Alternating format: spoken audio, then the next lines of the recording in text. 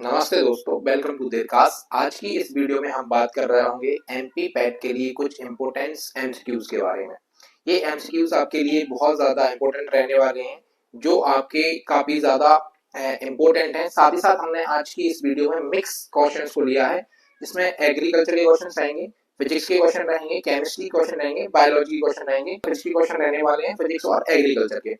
ठीक है ना। और ये सीरीज लगातार चलती रहेगी, तो अगर इसमें सारे क्वेश्चन कंप्लीट नहीं होते हैं आज की वीडियो में, तो हम नेक्स्ट वीडियो में क्वेश्चन को कंप्लीट कर लेंगे। लेकिन आपके लिए ये सीरीज बहुत जरूरी है, तो आप लगातार हमारे चैनल के साथ बने रहें। चैनल को अगर आप अभी तक आपने सब्सक्राइब नहीं किया तो उसको सब्सक्राइब कर लीजिए, और अपनी इस वीडियो को अभी शेयर कर दीजिए उन दोस्तों के साथ जो पीएटी की तैयारी कर रहे हैं, तो उनके लिए भी ये बहुत ज्यादा बेनिफिशियल होने वाली है।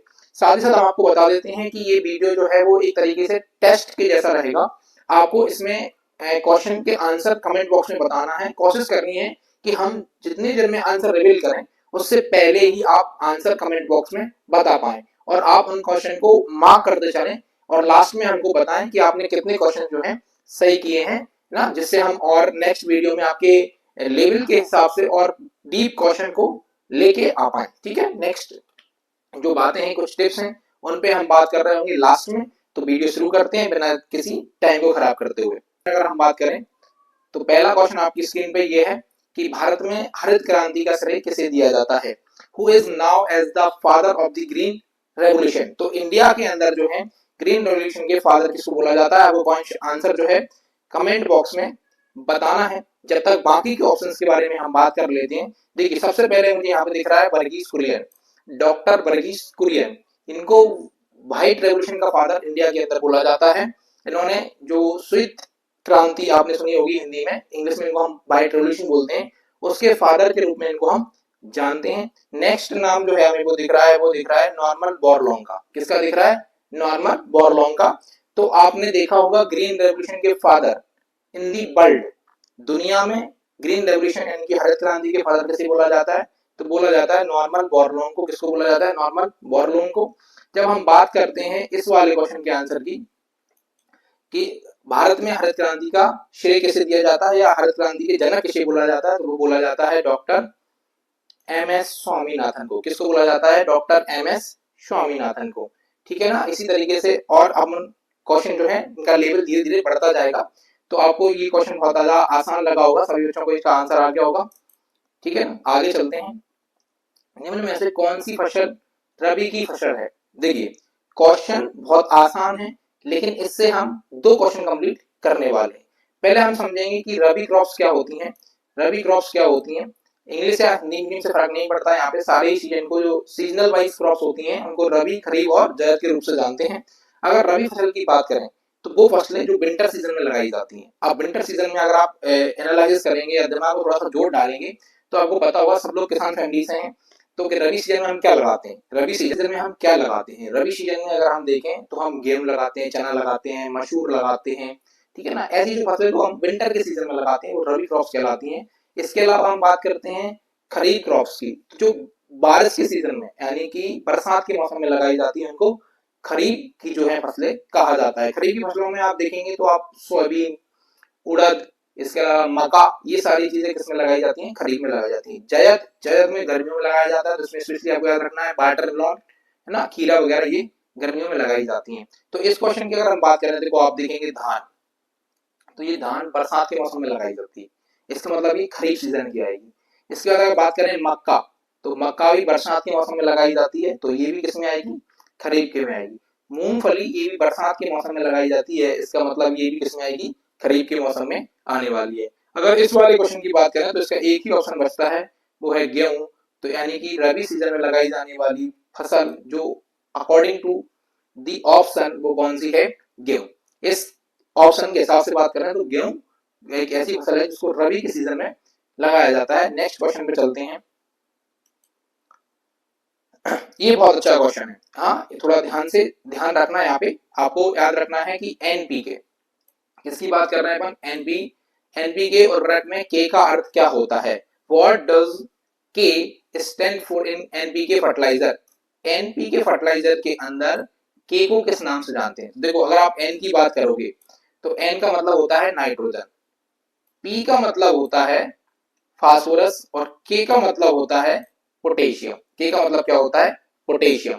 तो अगर आप इसका आंसर देखेंगे तो आपको आंसर मिलेगा पोटेशियम। क्या मिलेगा? पोटेशियम। तो के का मतलब क्या होता है? पोटेशियम। अब आपको यहाँ पे सिर्फ पोटेशियम याद नहीं रखना है, क्वेश्चन के अंदर एनपीके को याद रखना है कि एनपीके, एन मतलब नाइट्रोजन, पी मतलब फास्फोरस और के मतलब पोटेशियम। तो चाहे आपसे एन का पूछे, चाहे पी का पूछे, चाहे के का, हमको इसका आंसर आ जाएगा। ठीक है, नेक्स्ट आगे चलते हैं। जलोढ़ मिट्टी किस फसल के लिए उपयुक्त होती है? देखिए, अब जलोढ़ मिट्टी जो है वो लगभग लगभग सभी फसलों के लिए उपयोग होती है, लेकिन हमको बहुत ज्यादा ध्यान से देखना है कि ऑप्शंस में कौन कौन से नाम दिए गए हैं, क्योंकि अकॉर्डिंग टू ऑप्शन को ही हमको आंसर सही माना जाता है। इससे कोई फर्क नहीं पड़ता है कि आंसर कौन सा सही है कौन सा गलत है। कभी कभार आंसर वो बिल्कुल परफेक्ट सही नहीं होता, लेकिन फिर भी अकॉर्डिंग टू ऑप्शन वो ही सही होता है।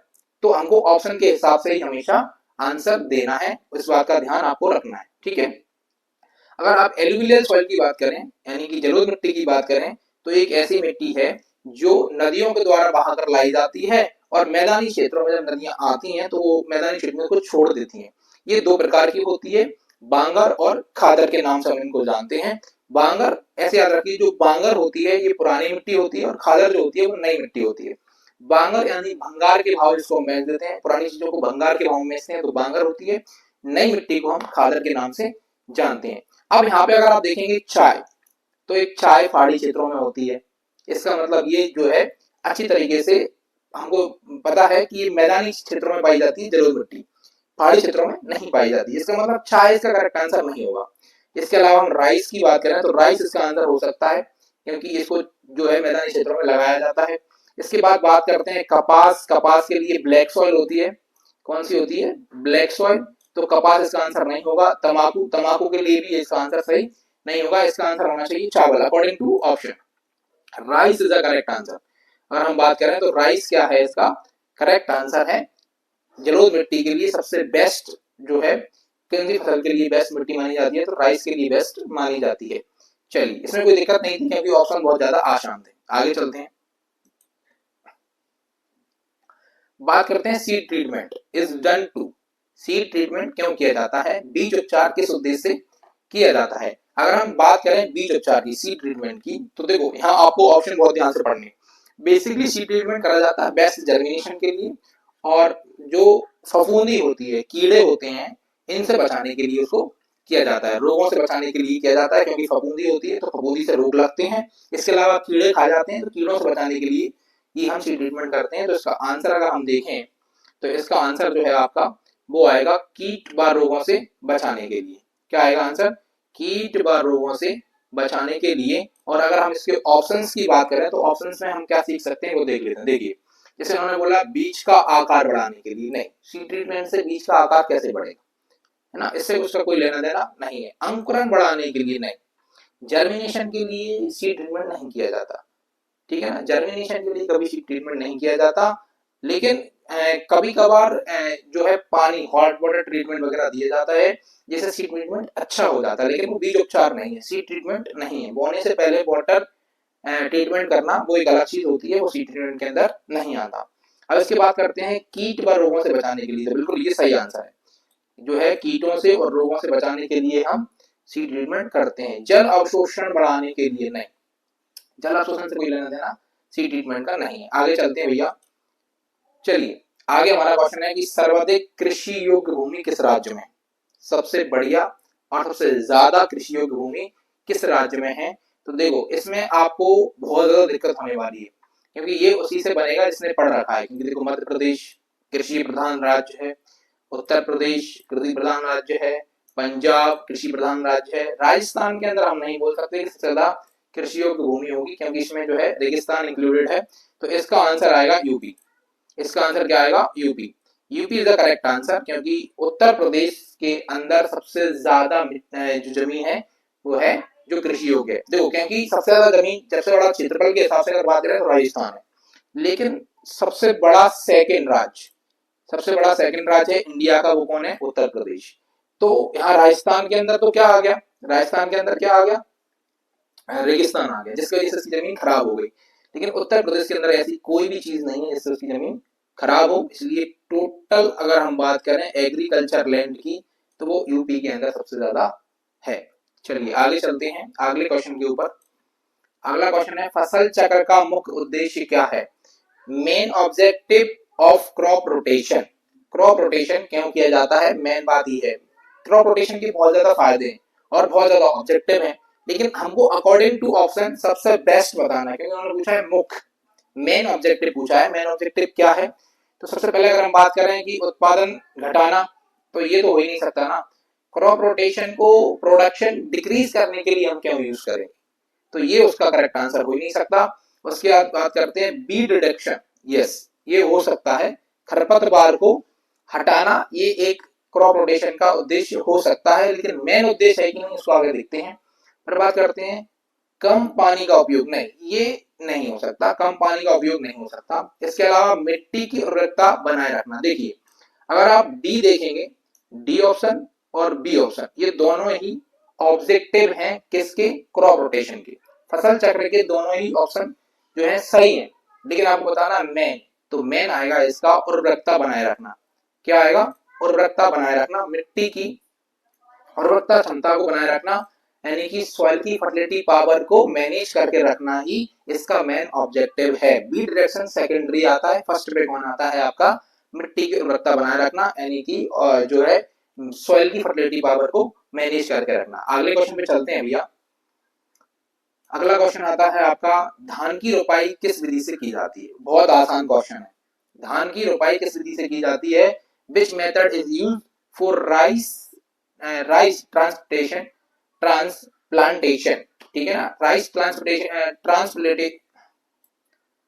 ट्रांसप्लांटेशन की बात करते हैं, राइस ट्रांसप्लांटेशन की बात करें तो आप देखेंगे डिबलिंग एक मेथड है जिसके द्वारा राइस लगाए जाते हैं, बिल्कुल लगाए जाते हैं। ब्रॉडकास्टिंग के थ्रू नहीं लगाए जाते। इसका आंसर आना चाहिए रोपाई। क्या आना चाहिए? रोपाई। Plantation, plantation is the correct answer. कौन सा आना चाहिए? प्लांटेशन, यानी कि रोपाई इसका करेक्ट आंसर है। इंग्लिश में इसको रोपाई बोलते हैं। देखिए हमने दोनों लैंग्वेज में ऑप्शन इसलिए नहीं लिए क्योंकि इसमें बहुत ज्यादा टाइम मैनेजिंग कंज्यूमिंग था, ज्यादा टाइम लग रहा था, लेकिन आगे से क्वेश्चन रहेगी कि हम कोशिश रहेगी आगे से कि हम दोनों ही भाषाओं में जो है ऑप्शंस लेके आए। लेकिन इसके अंदर जितने भी क्वेश्चन हैं वो एक भी क्वेश्चन ऐसा नहीं है जिसमें आपको ज्यादा दिक्कत आए, क्योंकि लैंग्वेज थोड़ी सी है, बाकी मैं एक्सप्लेन कर ही देता हूँ आपको इंग्लिश में, तो दिक्कत नहीं आएगी। तो रुपाई इज द करेक्ट आंसर। बाकी आपको मुझे बताना है एंड जो डिलिंग होती है, क्या डिलिंग के द्वारा राइस लगाए जाते हैं या नहीं लगाए जाते हैं, आपको बताना है, ठीक है। चलिए आगे बात करते हैं, मृदा परीक्षण का मुख्य उद्देश्य क्या है? मृदा परीक्षण का मुख्य उद्देश्य क्या है? Main objective of soil testing. Soil testing का मेन ऑब्जेक्टिव क्या है? सॉइल टेस्टिंग क्यों की जाती है? चलिए इसका क्वेश्चन आंसर देख लेते हैं कि रासायनिक प्रतिक्रिया, इसके अलावा पानी का स्तर, इसके अलावा उर्वरकता निर्धारणता, उसके अलावा खनिज संरचना। तो देखिए अब बात कर रहे हैं ऑब्जेक्टिव की, वो भी किसकी? सॉइल ट्रीटमेंट की। सॉइल ट्रीटमेंट की अगर हम बात करें तो मेन ऑब्जेक्टिव जो होता है इसका, वो अपने अकॉर्डिंग होना चाहिए। सॉइल का जो फर्टिलिटी पावर होता है उसका निश्चित करने के लिए ही हम ये ट्रीटमेंट कराते हैं। इसका आंसर देख लेते हैं, तो इसका आंसर वही आएगा, क्या आएगा? उर्वरकता निर्धारण करना। उर्वरकता निर्धारण करना ही इसका करेक्ट आंसर है, ठीक है ना। बाकी ऑब्जेक्टिव और भी हो सकते हैं, लेकिन इनमें से एक भी ऑप्शन मुझे ऐसा नहीं लग रहा जो इसके ऑब्जेक्टिव के अंदर आता है। तो एक मात्र ऑब्जेक्टिव है फर्टिलिटी पावर को पता करना कि कितना इसका जो है उर्वरकता है, जिस हिसाब से इसमें फसल लगा पाए, ठीक है। चलिए आगे चलते हैं। आपको एक बात बतानी है यहाँ पे कि जो सैंपल लिया जाता है सॉइल टेस्टिंग के लिए, सैंपल लिया जाता है, जिस इक्विपमेंट का यूज करके हम सॉइल टेस्टिंग के लिए जो इक्विपमेंट यूज करते हैं मिट्टी निकालने के लिए, उसका क्या नाम होता है वो आपको बताना है, ठीक है। आगे क्वेश्चन है, बहुत अच्छा क्वेश्चन है, देखिए what protect crop from Frost. Frost से फसलों को कैसे बचाया जा सके? पाले से फसलों को बचाने के लिए क्या किया जाता है? तो छाया देना होता है, इसके अलावा रासायनों का छिड़काव होता है, केमिकल स्प्रे करा जाता है, सिंचाई की जाती है, और उर्वरकता देना यानी कि फर्टिलाइजर्स का छिड़काव करना। इनमें से कौन सा ऐसा ऑब्जेक्टिव है जिसके द्वारा हम क्या करते हैं? फ्रॉस्ट से फसलों को बचाते हैं। तो इसका करेक्ट आंसर आप लोगों ने मुझे 100% पता है कि आपने इसका आंसर दे दिया होगा, यानी कि सिंचाई, इरिगेशन करना is the correct answer. Irrigation के द्वारा ही जो है पाले से फसलों को बचाया जाता है। आगे चलते हैं। नेक्स्ट है कृषि विज्ञान केंद्र किससे संबंधित है। अब ये नहीं पूछा है कहाँ है, ये आप लोगों को याद होगा। अभी उन्होंने ये बताया है कि कृषि विज्ञान केंद्र किससे संबंधित है। तो शिक्षा मतलब एग्रीकल्चर फील्ड में हमको एजुकेशन देना, प्रशिक्षण देना। प्रशिक्षण का मतलब होता है फिजिकल जो ट्रेनिंग होती है वो, उसको बोला जाता है प्रशिक्षण। इसके अलावा अनुसंधान, एग्रीकल्चर के क्षेत्र के अंदर जो है रिसर्च वगैरह करना, और ऑल ऑफ दीज। तो इसका आंसर जो आना चाहिए मेरे हिसाब से ऑल ऑफ दीज आना चाहिए, क्योंकि एग्रीकल्चर का जो एग्रीकल्चर साइंस सेंटर है यानी कि कृषि विज्ञान केंद्र, तो ये तीनों काम करता है। शिक्षा देता है, ट्रेनिंग देता है, इसके अलावा रिसर्च करता है एग्रीकल्चर के फील्ड में। ठीक है, आगे चलते हैं। अगला क्वेश्चन है हमारे पास कि कपास की खेती के लिए कौन सी मिट्टी उपयुक्त है। तो पीछे एक क्वेश्चन आया था एल्यूवियल सॉइल का लेके, वहां पे हमने इसका आंसर आपको बता दिया था। तो आप मुझे जल्दी से बताएंगे कि इसका आंसर जो है वो कौन सा आएगा। देखिए, बालुई मिट्टी जिसमें सैंडी सॉइल बोलते हैं, इसको क्या बोलते हैं, सैंडी सॉइल, जिसमें थोड़े थोड़े से जो रेत होती है उसके कण होते हैं। दोमट, इसको बोलते हैं लॉमी। सबसे बढ़िया मिट्टी, अगर आपको आंसर नहीं आ रहा है किसी भी फसल के अंदर, किसी ने पूछा है कि इस वाली फसल के लिए कौन सा आंसर है, तो आप लॉमी के ऊपर जाएंगे। ठीक है ना। फिर लाल, जिसको आप मुरम के नाम से भी जानते हैं, लाल पीली मिट्टी, इसमें जो लाल कलर है वो आयरन ऑक्साइड की वजह से होता है, आप याद रखेंगे। काली मिट्टी जो है ये मध्य प्रदेश, महाराष्ट्र पहले नंबर पे आता है ना। और मध्य प्रदेश में सबसे ज्यादा पाई जाने वाली मिट्टी है काली। इसके अलावा अगर इन्होंने पूछा है कपास, तो आपको पता ही होगा काली मिट्टी को हम कपासी मिट्टी भी बोलते हैं। इसलिए इसका जो आंसर आएगा वो कौन सा आएगा, काली मिट्टी, ब्लैक सॉइल। क्या आएगा, ब्लैक सॉइल। ठीक है, नेक्स्ट क्वेश्चन के ऊपर चलते हैं। नेक्स्ट क्वेश्चन है हमारे पास, बागवानी में पौधों की छटाई को क्या कहते हैं। What is pruning is horticulture. तो जो काटना होता है, जैसे कि आपको पता है हॉर्टिकल्चर एक ऐसा ब्रांच है एग्रीकल्चर का जिसके अंदर हम जो शोभाकारी पौधे होते हैं, सब्जियां होती हैं, फल होती हैं, है ना, इनके बारे में स्टडी करते हैं।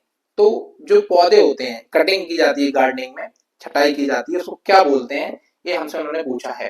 तो फूल निकालना, फल निकालना, टहनी काटना, जड़ काटना, ये किसको बोला जाता है, काटाई किससे संबंधित है, ये पूछा है हमसे। ठीक है ना। जैसे बागवानी में पौधों की कटाई को क्या कहते हैं, तो इसको कहते हैं टहनी काटना। यानी कि अगर आपसे पूछेगा टहनी काटने को, अगर क्वेश्चन उल्टा कर देता है कि बागवानी के अंदर टहनी काटने को क्या बोला जाता है, तो उसको बोला जाता है प्रूनिंग। क्या बोला जाता है, प्रूनिंग। ठीक है ना, प्रूनिंग के नाम से हम इसको जानते हैं। नेक्स्ट आगे चलते हैं। बल का मात्रक क्या है, what is the SI unit of force. यहाँ से मैंने आपसे बोला था फिजिक्स की क्वेश्चन काफी लिए हैं मैंने इसमें, तो आपको याद रखना है, क्योंकि देखो एग्रीकल्चर के क्वेश्चन तो आपसे बहुत जल्दी से बन जाते हैं, है ना। बायोलॉजी आपसे बन जाती है, इसके अलावा एनिमल आपसे बन जाती है। तो हमने साथ साथ में फिजिक्स के क्वेश्चन लिए हैं जिससे आपको मिक्स के अंदर ही ये कवर हो जाए। What is the SI unit of force. तो फोर्स का एसआई यूनिट जो है वो क्या होता है, न्यूटन होता है। क्या होता है, न्यूटन। देखो बाकी के बारे में भी हम बात करेंगे। देखिए न्यूटन जो है वो फोर्स का ऐसा यूनिट होता है। कैलोरी आपको बताना है, तो कैलोरी आपकी जो होती है तो ऊर्जा की होती है, न्यूटन फोर्स का होता है। जूल शक्ति का होता है। वोल्ट, तो वोल्ट से पता चलता है वोल्टेज। ठीक है ना। और आपको कमेंट करके बताना है वोल्ट और किसका ही यूनिट होता है। ठीक है ना, वोल्ट का आपको कमेंट करके बताना है। आगे चलते हैं। गुरुत्वाकर्षण स्थिरांक का मान क्या होता है, what is the capital G. सीधी सी बात ये है, कैपिटल जी की वैल्यू आपको बतानी है यहाँ पे। कैपिटल जी की वैल्यू क्या होती है, तो कैपिटल जी की वैल्यू होती है आपकी 6.67 इंटू 10⁻⁻11। क्या होती है, -11। तो जो पहला ऑप्शन है आपका ये करेक्ट है, पहला ऑप्शन जो है वो आपका करेक्ट है। अब ये ऐसे क्वेश्चन है जिनको अगर आपको याद नहीं है तो आप नोटबुक में नोट कर सकते हैं। ठीक है ना, आगे चलते हैं। अगला क्वेश्चन है हमारे पास, द्रव्यमान और भार में क्या अंतर है, what is the difference between mass and weight, है ना। तो मास और वेट, देखो अगर हिंदी में बात करते हैं द्रव्यमान और भार, तो ये नॉर्मल सा कॉन्सेप्ट होता है, जबकि इंग्लिश में भी वो सेम है, मास और वेट, जबकि बहुत सारे बच्चे क्या समझते हैं कि जो मास होता है वही वेट होता है, ऐसा नहीं है। देखिए मैं आपको बता देता हूँ, जैसे अगर मैं आपके सामने ये बॉडी के रूप में यहाँ पे खड़ा हूँ, ऐसे बैठा हुआ हूँ, देख रहा हूँ आपको, तो ये मेरी बॉडी जो है ना, ये मेरा मास है। और ऐसे मान के चलो मेरा वजन 65 किलो है, तो वो मेरा क्या है, वेट है। जबकि मास कभी चेंज नहीं होता किसी का भी, और वेट जो है वो चेंज हो जाता है। जैसे आपने सुना होगा कि जो किसी भी पर्सन है उसका वेट जो है वो मून के ऊपर लेके जाते हैं, अगर अर्थ से मून के ऊपर लेके जाते हैं तो 1/6 हो जाता है। यानी मान के चलिए मैं यहाँ पे 60 किलो का हूँ, तो चंद्रमा पे मैं जो है कितने का बचूंगा, 10 किलो का बचूंगा। जबकि मेरा मास चेंज नहीं होगा। ऐसा नहीं कि वहां पे मेरी गर्दन कम हो जाएगी या हाथ कम हो जाएगा, ये कम हो जाएगा, नहीं, ये मेरा मास है। मास कभी नहीं बदलता, बदलता क्या है, वेट बदलता है। तो अगर हम बात करें तो कोई में क्या अंतर है, कोई नहीं है, कोई डिफरेंस नहीं है। मात्रा का अंतर है, स्थान का अंतर है, ऊर्जा का अंतर है। तो आप जरा इसका कमेंट करके बताइए क्या है इसका आंसर। तो इसमें कोई अंतर वैसे तो नहीं दिख रहा, लेकिन अकॉर्डिंग टू ऑप्शन के हिसाब से हम बात करें तो मात्रक का अंतर होता है, यानी वेट का न्यूटन होता है और मास का केजी होता है। मास का क्या होता है, केजी होता है, आपको याद रखना है। चलिए आगे चलें। ध्वनि की गति वायु में लगभग कितनी होती है, ये आपको बताना है। देखो यहाँ पे आपको दो क्वेश्चन बताने हैं। एक तो ये बताना है कि ध्वनि की गति वायु में क्या होती है, दूसरा क्वेश्चन आपको ये बताना है कि लाइट की स्पीड जो है वो वैक्यूम में कितनी होती है, निर्वात में प्रकाश की चाल कितनी होती है, उसका भी क्वेश्चन आपको कमेंट में आंसर देना है। तो बताइए जरा कितनी होती है।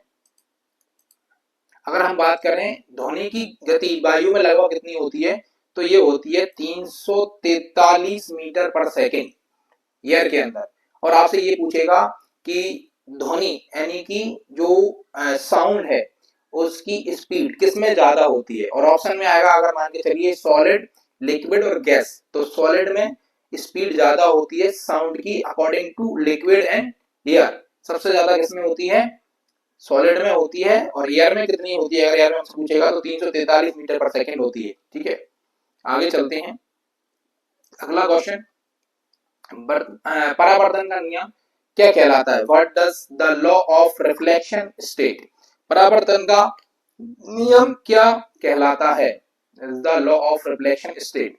तो विपरीत कोण का नियम कहलाता है, समान कोण का नियम कहलाता है, 90 डिग्री का कोण का नियम कहलाता है, या इनमें से कोई नहीं कहलाता है। इसका आंसर आपको देना है। तो ये समान कोण का नियम कहलाता है। इसलिए आपने सुना होगा परावर्तन के दो नियम होते हैं, यानी कि जो रिफ्लेक्शन है उसके दो लॉ होते हैं। यह होता है कि जो आपतित किरण होती है और जो परावर्तित किरण होती है और जो नॉर्मल होता है, ये तीनों एक ही पॉइंट पे होने चाहिए, पहला नियम होता है। दूसरा नियम ये होता है कि जो आपतित कोण और परावर्तित कोण होता है, इन दोनों की वैल्यू कैसी होनी चाहिए, समान होनी चाहिए। इसलिए इसका नाम हमने क्या रख दिया, समान एंगल वाला लॉ। क्या होता है, समान एंगल वाला लॉ होता है। ठीक है, आगे चलते हैं। इज द ऐसा यूनिट ऑफ प्रेशर, प्रेशर का ऐसा यूनिट आपको बताना है। मैंने पहले ही बता चुका हूं, न्यूटन जो है वो बल का होता है, कैलोरी जो है वो ऊर्जा का होता है, और रहा पास्कल, तो पास्कल जो है वो प्रेशर का होता है। ठीक है ना, पास्कल किसका होता है, प्रेशर का होता है। ठीक है ना। तो विद्युत धारा का मात्रक क्या होता है, हमसे पूछा है। ऐसा यूनिट ऑफ इलेक्ट्रिक करंट, ऐसा यूनिट ऑफ इलेक्ट्रिक करंट, तो इसका यूनिट जो होता है वो होता है एम्पियर। क्या होता है, एम्पियर। अगर हम बात करें, देखो वोल्ट पहले ही बात कर चुके हैं, एम्पियर जो है वो विद्युत धारा यानी कि इलेक्ट्रिक करंट का होता है। ओम रेजिस्टेंस का होता है, इलेक्ट्रिक रेजिस्टेंस का यूनिट जो होता है वो कौन होता है, ओम। और वाट का आपको कमेंट करके बताना है कि वाट का यूनिट किसका यूनिट जो है वाट होता है। आगे चलते हैं। प्रिज्म प्रकाश को कैसे कैसे विभाजित कर देता है, how does a prism split light. तो लाइट को जो है आपने सुना होगा ना कि स्कैटरिंग हो जाती है, जब प्रिज्म से हम किसी लाइट को निकालते हैं तो वो 7 कलर में डिवाइडेड हो जाती है। तो प्रिज्म ऐसा क्यों कर पाता है, तो कौन सी नियम की वजह से कर पाता है, परावर्तन की वजह से, अपवर्तन की वजह से, विघटन या संवहन की वजह से। आपको इसका आंसर देना है। अगर आप इंग्लिश मीडियम है तो इंग्लिश में आंसर दे सकते हैं। ठीक है ना। तो स्कैटरिंग यानी कि विघटन की वजह से ये ऐसा कर पाता है। इसका करेक्ट आंसर ये हो जाएगा। और देखो परावर्तन आपको बता दिया, कोई भी लाइट उसी प्लेस में रिफ्लेक्ट हो जाती है। अपवर्तन यानी कि रिफ्रैक्शन जो होता है वो इसलिए हो पाता है कि जब पेंसिल हम पानी में डालते हैं तो वो थोड़ी हमको मुड़ी हुई दिखाई देती है, वो किसकी वजह से होती है, अपवर्तन की वजह से ऐसी हो पाती है। बात करते हैं हम आगे, गति का पहला नियम किसने दिया था, कि who give the first law of motion. First law of motion, गति का पहला नियम किसने दिया था, तो गति के तीनों नियम, फर्स्ट सेकंड थर्ड, तीनों ही नियम अगर हम बात करें तो न्यूटन ने दिए। किसने दिए हैं, न्यूटन ने। जब तीनों ही लॉ न्यूटन ने दिए हैं तो पहला लॉ भी किसने दिया होगा, न्यूटन ने दिया होगा, है ना। इसके अलावा कुछ गैलीलियो के नियम भी होते हैं, सेकंड लॉ को हम गैलीलियो का नियम भी बोलते हैं। आइंस्टीन आइंस्टीन जिन्होंने जो है ऊर्जा संरक्षण का नियम दिया था, E बराबर mc स्क्वायर, है ना। ये आपको याद रखना है। ये न्यूटन का पहला लॉ होता क्या है, इसके बारे में बात कर लेते हैं। तो इसका फर्स्ट लॉ होता है कि जब तक कोई वस्तु, अगर कोई वस्तु खड़ी है तो वो खड़ी रहेगी, और अगर गति में है यानी कि मोशन में है तो मोशन में ही रहेगी, जब तक कि उस पर कोई एक्सटर्नल फोर्स जनरेट नहीं हो जाता है। ये कहलाता है फर्स्ट लॉ ऑफ मोशन। बात करते हैं परिपथ में विद्युत धारा किससे बहती है, current flow in a circuit due to, किसके द्वारा जो है ऐसा जो है कि इलेक्ट्रिसिटी फ्लो कर पाती है। तो अगर हम बात करें वोल्टेज या फिर प्रतिरोध, प्रतिरोध का मतलब होता है रेजिस्टेंस, पावर या फिर फोर्स, किसके द्वारा बहती है, कमेंट करिए जरा, और इसका आंसर हम चेक कर लेते हैं। इसका आंसर आएगा वोल्टेज। किसके द्वारा होती है, वोल्टेज के द्वारा ही पावर फ्लो होती है। अगले क्वेश्चन पे चलते हैं। Buoyant force is based on which principle, यानी कि उत्प्लावन का जो बल होता है वो किस सिद्धांत पर काम करता है। अगर हम बात करें यहाँ पे उत्प्लावन की या buoyant force की, तो ये होता है तैरने का सिद्धांत। क्या होता है, तैरने का सिद्धांत जो है कि कोई वस्तु क्यों तैरती है, तो इसके बारे में बताने वाले व्यक्ति जो थे ना, वो थे आर्किमिडीज। कौन थे, आर्किमिडीज। तो उन्हीं के प्रिंसिपल पे ये काम करता हुआ, इसका आंसर चेक कर लेते हैं। ठीक है, Archimedes is the correct answer. देखो मैं बात थोड़ा सा यहाँ पे एक्सप्लेन कर देता हूँ कि उत्प्लावन बल क्या होता है। कि पानी जो है, पानी किसी की वस्तु को कब डुबाता है और कब तैराता है। तो जब कोई वस्तु पानी में हम ले जाते हैं, अगर वो अपने वजन के बराबर ही पानी हटाती है या अपने वजन से पानी ज्यादा हटा देती है, तो वो वस्तु है पानी के अंदर तैरती है। और अगर पानी अपने वजन से कम हटाती है तो वस्तु पानी के अंदर डूब जाती है। इसी को हम बोलते हैं buoyant फोर्स, उत्प्लावन का नियम, या फिर इसी को हम बोलते हैं फ्लोटन का लॉ, या फिर इसी को हम बोलते हैं आर्किमिडीज प्रिंसिपल, है ना। तो आपको याद रखना है। इसका आंसर आगे चलते हैं। विद्युत बल्ब में कौन सी गैस भरी जाती है। ये क्वेश्चन भाई साहब पीटी के अंदर, बीएचयू के अंदर और आईसीआर तीनों के अंदर पूछ लिया गया है। बहुत इंपॉर्टेंट क्वेश्चन है। तो इनमें से कौन सी गैस जो है वो इलेक्ट्रिक बल्ब के अंदर भरी जाती है। अब यहाँ पे जो इलेक्ट्रिक बल्ब की बात की जा रही है वो आपका ना तो CFL है ना जो आपका LED वाला है, ये है वो पीला वाला बल्ब जो 10 रुपए में हम लेके आते हैं मार्केट से, वो पुराना वाला बल्ब उसके अंदर है। तो इसके अंदर अगर हम बात करें तो इसके अंदर आती है आर्गन। कौन सी गैस आती है, आर्गन। और ये क्वेश्चन अकेला फिजिक्स के नहीं, केमिस्ट्री के अंदर भी पूछा जाता है बार बार। आगे बात कर लेते हैं कि चुंबकीय क्षेत्र की दिशा ज्ञात करने के लिए कौन सा नियम है। What rule is the used to find direction of magnetic field. Magnetic field का पता लगाने के लिए कौन से नियम का जो है यूज करा जाता है। अगर हम यहाँ पे बात करें तो आपका आता है राइट हैंड लॉ। कौन सा आता है, राइट हैंड लॉ। इसको बोलते हैं RHS नियम। कौन सा बोला जाता है, RHS नियम, राइट हैंड साइड लॉ। ठीक है, तो आपका जो है आज के क्वेश्चन हमने कंप्लीट कर लिए हैं। अगर आपने इनमें से कितने क्वेश्चन सही बनाए और हमसे पहले आंसर दे दिए, उनका आपको कमेंट बॉक्स में बताना है। अगर आप हमको ऐसा बताते हैं तो हमको आपका लेवल पता चलेगा, जो हमारे साथ बच्चे जुड़े हैं उनके लेवल के बारे में पता चलेगा, जिससे जो है हम नेक्स्ट जब वीडियो लेके आएंगे तो उसमें इनका थोड़ा लेवल बढ़ाना है, घटाना है, किस हिसाब से करना है।